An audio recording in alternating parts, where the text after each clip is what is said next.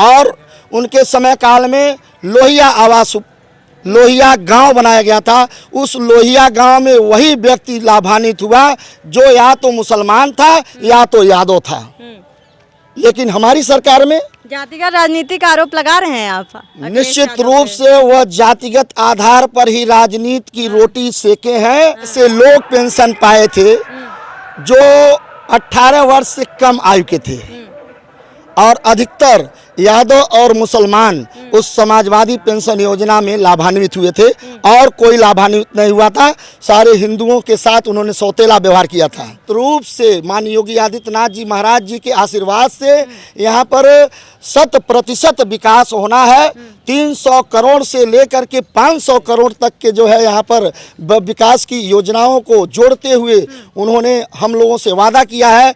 पूरे नगरीय क्षेत्र को, इसे उरुआ नगर पंचायत क्षेत्र को मैं सजा करके संवार करके आप लोगों को प्रेषित करूंगा। सिर्फ आप लोगों का दायित्व होना चाहिए कि हमारा जो प्रत्याशी है देवनाथ बेलदार के रूप में नगर पंचायत उरुआ से, उसे आप लोग जिता करके हमें गिफ्ट के रूप में देने का काम करेंगे। नमस्कार, मैं हूं यशस्वी, आप देख रहे हैं मेरे साथ एनबी न्यूज भारत। इस समय चुनावी सरगर्मी चरम पर है। उत्तर प्रदेश में नगर निगम चुनाव के वार्डों में आपको संरक्षण दे रही हूं, लेकिन आपको जिस तरीके से सर्वे किया वार्डों में, उससे पहले आपको ये बता दूं कि इस समय उरुआ बाजार में मौजूदगी है मेरी और नगर पंचायत के चुनाव होने हैं यहाँ पर। आपको बता दूं कि योगी आदित्यनाथ ने इस वार्ड को नगर पंचायत में शिफ्ट किया था। तो क्या पूछते हैं सवाल कि आखिर इस वार्ड को क्या योगी आदित्यनाथ की भाजपा सीट में तब्दीली मिलेगी, क्या गिफ्ट मिलने वाला है चुनाव में? हमारे साथ सपोर्ट करने के लिए भाजपा के साथी मौजूद हैं, इनसे बात करेंगे। नवीन सिंह, जरा ये बताइए, बार बार ये कह रही थी कि योगी आदित्यनाथ ने इसको एक अलग तरीके से नगर पंचायत में शिफ्ट किया है, तो क्या गिफ्ट मिलने वाला है इस बार? पहले तो आपके चैनल को मैं धन्यवाद देना चाहूँगा। इस चुनावी सरगर्मी में आप लोग इस नवसृजित नगर पंचायत उरुआ में आए हैं। आप सभी लोगों का हार्दिक अभिनंदन एवं स्वागत है। निश्चित रूप से मैं ये आप लोगों से कहना चाहूँगा, बताना चाहूँगा कि ये नगर पंचायत उरुआ माननीय योगी आदित्यनाथ जी महाराज जी ने हम लोगों को गिफ्ट के रूप में ही दिया है, क्योंकि यहाँ पर नगरीय क्षेत्र जो है बहुत ही कम ही था। लेकिन फिर भी हम लोगों से ज़्यादा प्रेम बहुत पहले से 1997 से मैं उनसे जुड़ा और उनसे जुड़ने के नाते मैं बार बार उनसे कहता रहा कि उरुआ के विकास के लिए, चूँकि दक्षिणांचल में ये बहुत ही पिछड़ा हुआ क्षेत्र था, तो हम लोगों ने अपनी आवाज़ बुलंद करते हुए उनसे कहा कि इस क्षेत्र के विकास के लिए आप निश्चित रूप से कभी भी आपको ऐसा मौका मिले तो उरुआ को नगर पंचायत बनाने का जो है श्रेय आपको निश्चित रूप से मिलना चाहिए। और हमारी गुहार पर, हमारे अनुनय विनय पर, हमारी प्रार्थना पर उरुआ बाजार जो है नगर पंचायत क्षेत्र बना। इससे भी बड़े क्षेत्र हैं यहाँ पर नज़दीक में ही सिकरीगंज, इससे बड़ा नगरीय क्षेत्र है, लेकिन नहीं, उन्होंने सिकरीगंज को ना बना करके उरुआ को नगर पंचायत क्षेत्र का दर्जा दिया। निश्चित रूप से पहली बार यहाँ पर चुनाव हो रहा है और माननीय योगी आदित्यनाथ के मार्गदर्शन में हम लोग भारी विजय प्राप्त करने जा रहे हैं, क्योंकि यहाँ पर कोई और मुद्दा ही नहीं है, कोई और मुद्दा ही नहीं, विकास का सिर्फ मुद्दा चल रहा है। और निश्चित रूप से माननीय योगी आदित्यनाथ जी महाराज जी के आशीर्वाद से यहाँ पर 100% विकास होना है। 300 करोड़ से लेकर के 500 करोड़ तक के जो है यहाँ पर विकास की योजनाओं को जोड़ते हुए उन्होंने हम लोगों से वादा किया है। पूरे नगरीय क्षेत्र को, इसे उरुआ नगर पंचायत क्षेत्र को मैं सजा करके संवार करके आप लोगों को प्रेषित करूंगा। सिर्फ आप लोगों का दायित्व होना चाहिए कि हमारा जो प्रत्याशी है देवनाथ बेलदार के रूप में नगर पंचायत उरुआ से, उसे आप लोग जिता करके हमें गिफ्ट के रूप में देने का काम करेंगे। विकास की आप बात कर रहे हैं, अगर मैं 5 समस्या यहाँ पर अभी तुरंत के लिए पूछूं तो क्या होंगे वो? यहाँ की सबसे बड़ी समस्या मुस्लिम तांडव।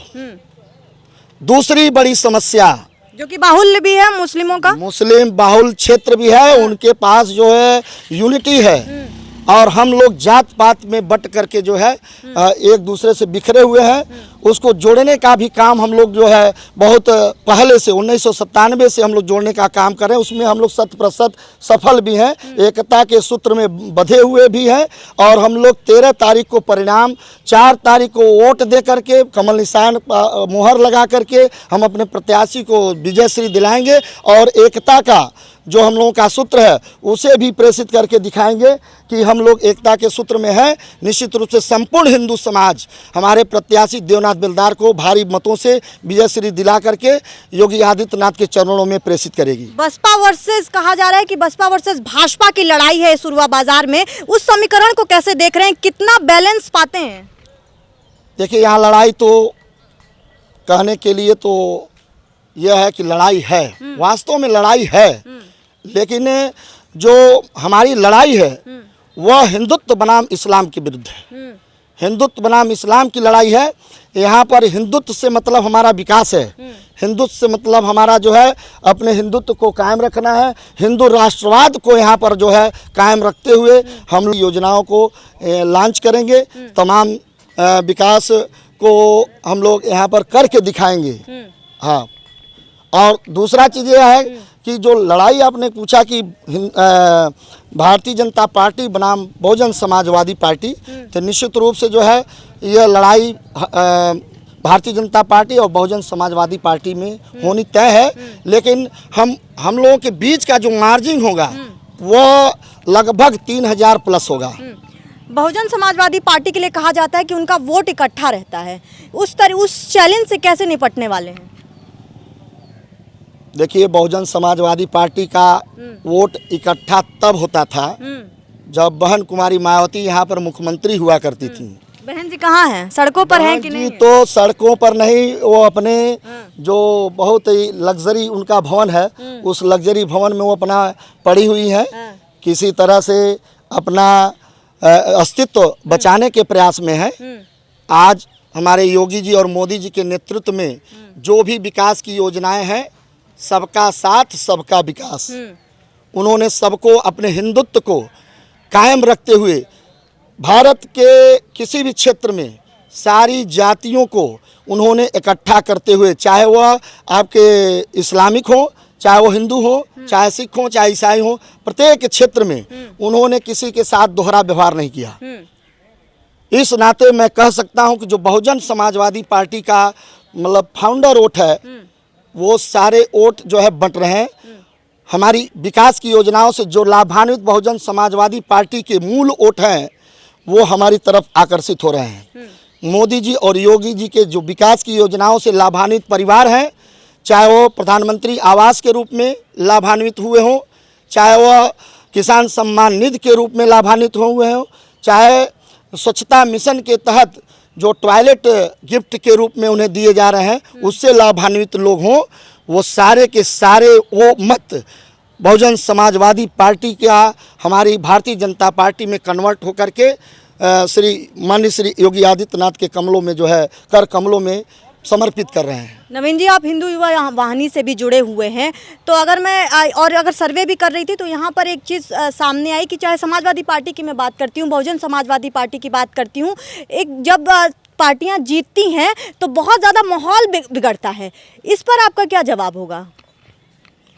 देखिए, हमारी पार्टी माहौल नहीं बिगाड़ती है, भारतीय जनता पार्टी माहौल नहीं बिगाड़ती है। अपने पहले भी कहा है, सबका साथ सबका विकास सबका विश्वास। समाजवादी पार्टी और बहुजन समाजवादी पार्टी जब जीतती थी तब माहौल बहुत बिगड़ा हुआ रहता था। समाजवादी पार्टी और बहुजन समाज पार्टी के समय काल में इस उत्तर प्रदेश में गुंडागर्दी, भ्रष्टाचार ये तो होता ही रहा है। आप वर्तमान की सरकार देख लीजिए, 2017 में हमारे पूज्य महाराज जी जब मुख्यमंत्री की कुर्सी पर बैठे, उस समय काल से लेकर अब तक जो उनका दोबारा का जो समय काल है उसमें लेकर के उन्होंने जो है लगभग उत्तर प्रदेश से गुंडागर्दी समाप्त कर दी है। यहाँ पर एक स्वच्छ सरकार है, भ्रष्टाचार मुक्त सरकार है, और वह उसका श्रेय अगर कहीं न कहीं जाता है तो माननीय योगी आदित्यनाथ महाराज जी को जाता है। हमारी सरकार आएगी तो ऐसा कुछ नहीं होगा जैसा लोग सोचते हैं। हमारी जो जनता सोचती है कि मतलब यहाँ पर जब भारतीय जनता पार्टी की सरकार बनेगी, हमारी भारतीय जनता पार्टी का चेयरमैन होगा तो संपूर्ण विकास होगा। समाजवादी पार्टी के समय में जो था, समाजवादी पार्टी के समय में हमारे हिंदुओं के साथ सौतेला व्यवहार किया जाता था, उसका भुक्तभोगी मैं स्वयं हूँ। उत्तर प्रदेश में समाजवादी पार्टी की सरकार थी, गोरखपुर में राजकुमार गुप्ता की हत्या होती है और उस हत्या के विरुद्ध में योगी आदित्यनाथ जब सड़क पर उतरते हैं, पूरा पूर्वांचल उनका उस राजकुमार गुप्ता के हत्या के विरुद्ध में, इस्लामिक आतंकवादियों के विरुद्ध में खड़ा होता है और पूरा पूर्वांचल माननीय योगी आदित्यनाथ के नेतृत्व में उनके विरुद्ध, सरकार के विरुद्ध खड़ी होती है और पूरा पूर्वांचल धू धू करके जलता है। ऐसा क्यों हुआ? क्योंकि उन्होंने हिंदुओं के साथ सौतेला व्यवहार किया, इसलिए हुआ। और ऐसी सरकारों को उखाड़ फेंकने का कार्य हम लोगों के जिम्मे है और इस नगर पंचायत में समाजवादी पार्टी की सरकार निश्चित रूप से यहाँ पर चौथे पोजीशन पर जाएगी। अखिलेश यादव बीते दिनों थे, तंज कसा गया उनके द्वारा कि भ्रष्टाचार की बात करती है भाजपा। आवास योजना का भी आपने जिक्र किया था, उन्होंने कहा कि बहुत सारे आवास योजना में भ्रष्टाचार हुए भाजपा की सरकार में। वही खिसियानी बिल्ली खंभा नोचे वाली हाल है। उत्तर प्रदेश में जब अखिलेश यादव जी की सरकार थी, उन्होंने योजनाएं तो बहुत चलाई। वो कहते हैं सब उन्हीं की योजनाएं हैं जो भाजपा। समाजवादी पार्टी की जब सरकार थी तो उन्होंने समाजवादी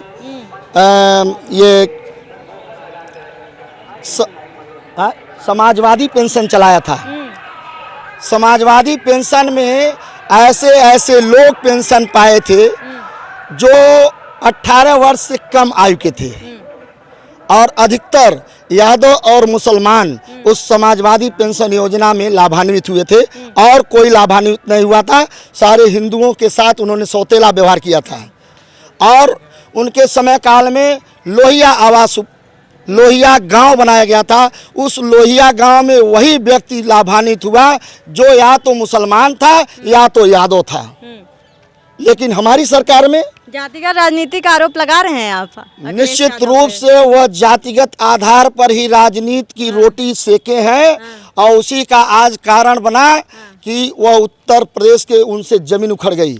यादव समाज हमारे साथ जुड़ रहा है, भारतीय जनता पार्टी के साथ जुड़ा है। यादव समाज हमारे योगी जी और मोदी जी के साथ जुड़ रहा है क्योंकि उन्होंने सौतेला व्यवहार नहीं किया। वह हिंदू राष्ट्र बनाने के लिए, संपूर्ण भारत में हिंदू राष्ट्र की स्थापना करने के लिए वह निकल पड़े हैं और उसमें हम लोग एक कड़ी बन रहे हैं। हर क्षेत्र से हम जैसे कार्यकर्ता एक कड़ी के रूप में जो है बनते जा रहे हैं और निश्चित रूप से आने वाले समय में भारतवर्ष हिंदू राष्ट्र बनेगा। वैदिक संस्कारों के तहत हमारे यहाँ के लोग अपना जीवन यापन करेंगे। नवीन सिंह को सुन रहे थे आप, हिंदू युवा यूहानी से काफी समय से जुड़े हुए हैं और साफ तौर पे इन्होंने कहा कि बसपा तो कहीं स्थिति में ही नहीं है और रही समाजवादी पार्टी की तो पहले अपना आईना देखे, भ्रष्टाचार देखे जो उनके सरकार में हुआ था और भाजपा ने जो कार्य किए हैं, जो विकास किए हैं, उस पे उर्वा की जनता इस बार उनको जीत का गिफ्ट देने वाली है।